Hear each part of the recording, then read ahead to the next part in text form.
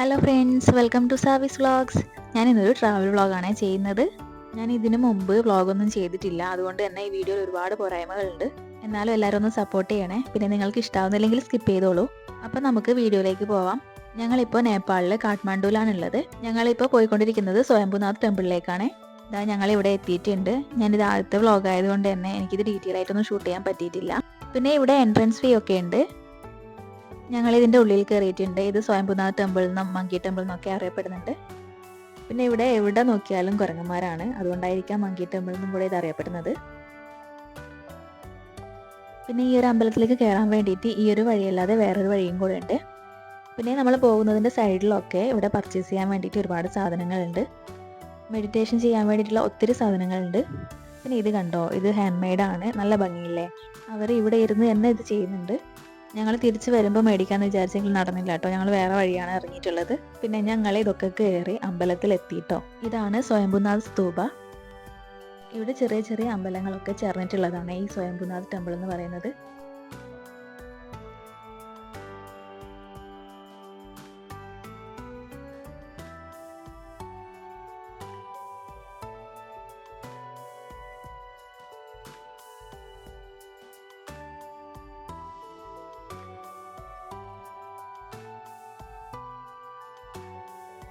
പിന്നെ നമുക്ക് ഇവിടെ പൂജ ചെയ്യാനൊക്കെ ഉണ്ടെങ്കിൽ പൂജയുടെ സാധനങ്ങളൊക്കെ ഇവിടുന്ന് തന്നെ വാങ്ങിക്കാൻ പറ്റും. നല്ല ഭംഗിയുള്ള സ്ഥലം കേട്ടോ. പിന്നെ നമ്മുടെ മൈൻഡൊക്കെ നല്ലപോലെ റിലാക്സ്ഡ് ആവുന്ന ഒരു സ്ഥലവും കൂടിയാണ്.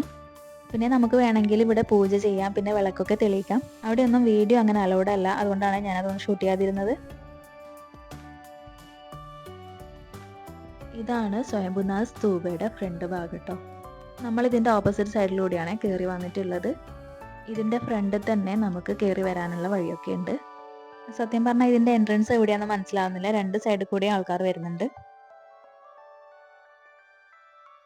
എന്തായാലും നല്ല അടിപൊളി സ്ഥലമാണ്, കണ്ടിരിക്കേണ്ട സ്ഥലം തന്നെയാണ്.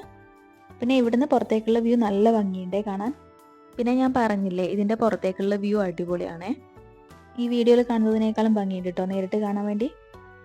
പിന്നെ ഞങ്ങൾ അമ്പലത്തിൽ നിന്ന് ഈ ഒരു വഴിയാണ് ഇറങ്ങുന്നത്. പിന്നെ നമ്മുടെ യോധ സിനിമയിലെ ഒരുപാട് ഭാഗങ്ങൾ ഇവിടെ നിന്നൊക്കെ ഷൂട്ട് ചെയ്തിട്ടുണ്ട്. സിനിമയിൽ അശ്വതി കുട്ടിയില്ലേ, അവർ സ്റ്റെപ്പ് ഇറങ്ങി വരുന്ന ഒരു സീനൊക്കെ ഉണ്ട്, അത് ഇവിടെ നിന്നൊക്കെയാണ് ഷൂട്ട് ചെയ്തിട്ടുള്ളത്.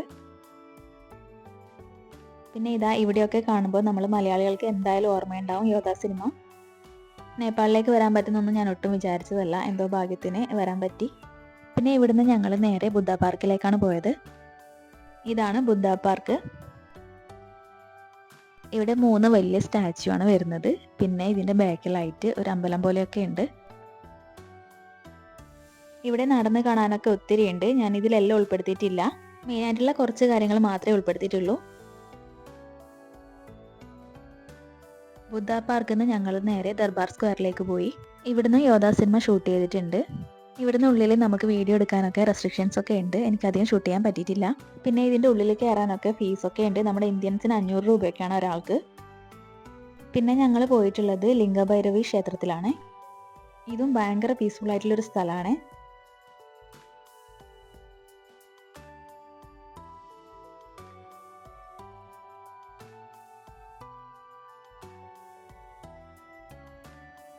ഈ അമ്പലത്തിൻ്റെ ഉള്ളിൽ നമുക്ക് വീഡിയോ ഫോട്ടോ ഒന്നും അലൗഡ് അല്ല. പുറമേയുള്ളത് മാത്രമേ ഞാൻ ഷൂട്ട് ചെയ്തിട്ടുള്ളൂ. ഭയങ്കര പീസ്ഫുൾ ആയിട്ടുള്ള സ്ഥലമാണ് ഇത്. പിന്നെ ഇവിടെയും നമുക്ക് താല്പര്യം ഉണ്ടെങ്കിൽ പൂജയൊക്കെ ചെയ്യാം. പിന്നെ ഞങ്ങൾ പോയിട്ടുള്ളത് ബുദ്ധ നീൽകണ്ഠ ക്ഷേത്രത്തിലാണ്. ഇതൊരു ഹൈന്ദവ ക്ഷേത്രമാണ്. ഇവിടുത്തെ മുഖ്യ പ്രതിഷ്ഠ എന്ന് പറയുന്നത് മഹാവിഷ്ണുവാണ്. ഞങ്ങൾ എത്തിയത് കറക്റ്റ് സമയത്താണ്, ആരതിയുടെ സമയത്താണ് എത്തിയിട്ടുള്ളത്.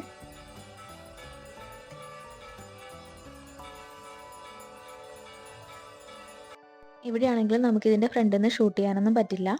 പിന്നെ ഈ അമ്പലത്തിൻ്റെ ചുറ്റുമുള്ള ഭാഗങ്ങളാണ് ഇതൊക്കെ. ഇവിടെയും ചെറിയ ക്ഷേത്രങ്ങളൊക്കെ ഉണ്ട്. ഇവിടെയും പൂജ ചെയ്യുന്നുണ്ട്, വിളക്കൊക്കെ തെളിയിക്കാം. അമ്പലത്തിനുള്ളിൽ തന്നെയാണ് ഇത്.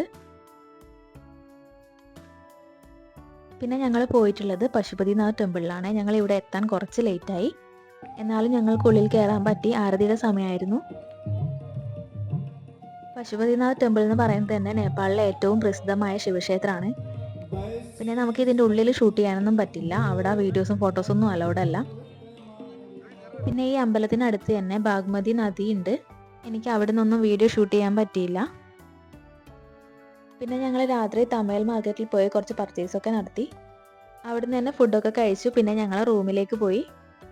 അപ്പോൾ അത്രയേ ഉള്ളൂ നമ്മളെ ഇന്നത്തെ വ്ളോഗ്. വീഡിയോ ഇഷ്ടപ്പെട്ടാൽ ഒന്ന് ലൈക്ക് ചെയ്യാനും സബ്സ്ക്രൈബ് ചെയ്ത് സപ്പോർട്ട് ചെയ്യാനും മറക്കരുത്.